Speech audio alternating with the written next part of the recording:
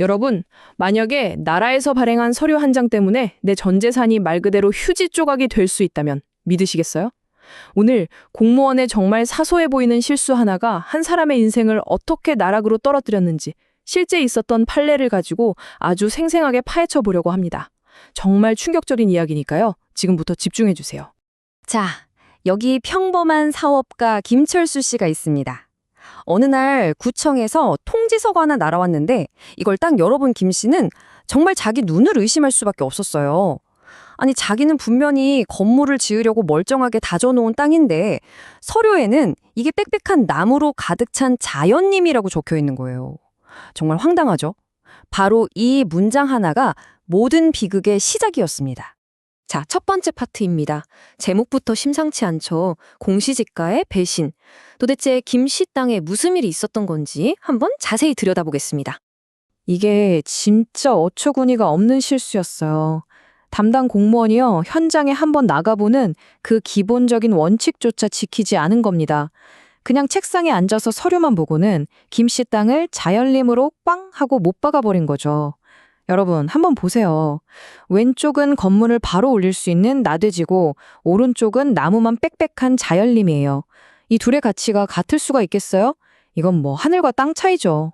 자, 이 말도 안 되는 실수 하나 때문에 이 땅의 공식적인 가치, 바로 공시지가가 정말 터무니없는 수준으로 뚝 떨어져 버린 겁니다. 근데 진짜 문제는 뭐였냐면요. 김 씨가 바로 이 땅을 담보로 사업 자금을 대출받으려고 했거든요. 계획이 완전히 박살이 나버린 거죠. 대출 한도가 예상했던 것보다 훨씬 적게 나오니까 결국 사업에 엄청난 손해를 입고 말았습니다. 너무 화가 나잖아요? 그래서 김 씨가 구청에 막 따졌죠. 그랬더니 돌아온 대답이 뭔지 아세요? 아, 저희가 업무가 좀 많아서 착오가 있었습니다. 이게 끝이었어요. 정말 속 터지는 상황이죠. 자, 여기서 김 씨가 외쳤던 이 한마디가 바로 오늘 우리가 던져야 할 핵심 질문입니다. 공무원이 실수해서 내가 손해를 봤는데 당연히 나라가 책임져야 하는 거 아니냐? 과연 국가는 책임을 져야 할까요? 자, 그럼 두 번째 파트로 넘어가 볼게요. 공무원 실수, 내 손실. 이제부터는 이 문제가 법적으로 왜 중요한지, 그리고 이 공시지가라는 숫자 하나가 도대체 뭐길래 한 사람의 인생을 이렇게까지 흔들 수 있는지 한번 깊이 파고들어 보겠습니다. 개별 공시지가. 그거 그냥 세금 낼 때 쓰는 거 아니야? 라고 생각하셨다면 정말 큰 오산입니다. 이건요, 쉽게 말해서 정부가 공인해준 내 땅의 성적표 같은 거예요.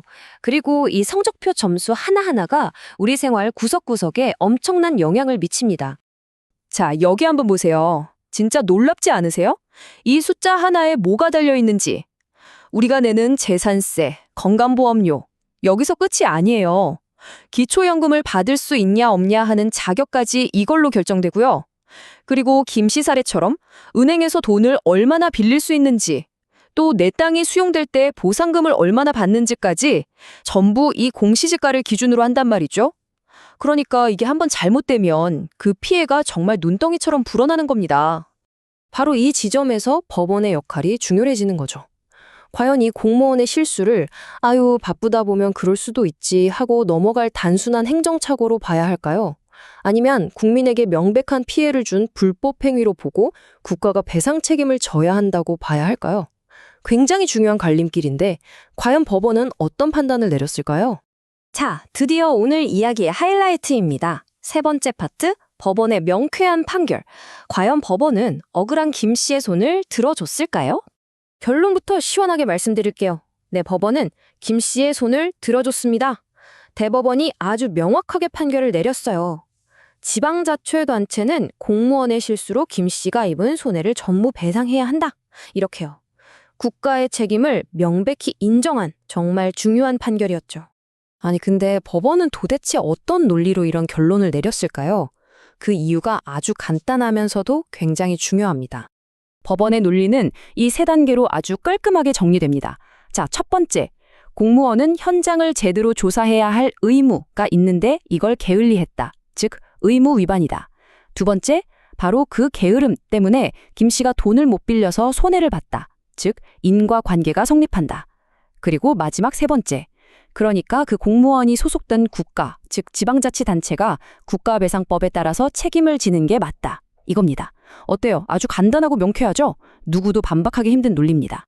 법원이 이렇게까지 명확하게 판결한 가장 근본적인 이유는 바로 이겁니다. 개별 공시지가는 그냥 종이 위에 찍힌 숫자가 아니라 우리 국민 개개인의 재산권과 권리에 직접적으로 영향을 미치는 어마어마하게 중요한 정보다. 법원은 이걸 정확하게 인정한 거예요. 그렇기 때문에 이걸 대충대충 처리하는 건 절대 용납할 수 없다고 못을 박은 겁니다. 자, 그럼 이제 마지막 파트로 넘어가겠습니다. 가장 중요할 수도 있겠네요. 바로 내 땅의 가치를 지키는 방법입니다. 지금까지 들으신 김 씨의 이야기가 절대 남의 일이 아니거든요. 이제부터 여러분의 소중한 재산을 지키기 위한 아주 구체적이고 실질적인 팁을 알려드릴게요. 여기서 가장 중요한 마인드는요, 무작정 누군가를 탓하기 전에 내 재산은 내가 먼저 지킨다는 생각입니다. 솔직히 공무원도 사람이잖아요. 실수는 언제든지 일어날 수 있습니다. 그러니까 우리가 할 수 있는 최선의 방어는요, 문제가 터지기 전에 미리미리 확연하고 선제적으로 대응하는 거예요. 그래서 준비했습니다. 내 자산을 지키는 4단계 체크리스트. 이것만 꼭 기억해 두세요. 자, 첫 번째. 매년 3월에서 4월 사이에 공시지가 열람 기간이 있거든요. 이때 내 땅 가격이랑 설명이 제대로 돼 있는지 무조건 확인하셔야 합니다. 두 번째, 딱 봤는데 뭔가 좀 이상하다. 그럼 망설이지 말고 바로 이의 신청을 하세요. 그래야 기록이 남습니다. 세 번째, 이건 평소에 해두시면 좋은 건데요. 내 땅이 지금 어떻게 쓰이고 있는지 사진이나 영상으로 좀 찍어두세요. 이게 나중에 엄청난 증거가 될 수 있어요. 그리고 마지막 네 번째, 만약에 이미 김 씨처럼 손해를 입었다면 절대 혼자 끙끙 앓지 마시고 바로 법률 전문가를 찾아가서 상담을 받으셔야 합니다. 네, 오늘 이렇게 공무원의 작은 실수 하나가 얼마나 큰 나비 효과를 불러일으키는지 실제 판례를 통해 알아봤습니다. 그리고 더 중요한 건 이런 상황에서 우리의 소중한 권리를 어떻게 지켜야 하는지도 배웠죠. 여러분, 이 이야기가 그냥 저런 일도 있구나 하고 넘어갈 남의 일 같으신가요? 꼭 기억하세요. 내 소중한 자산은 다른 누구도 아닌 바로 내가 직접 챙길 때 가장 안전하다는 사실을요. 이 영상 끝나고 한번 확인해 보시는 건 어떨까요?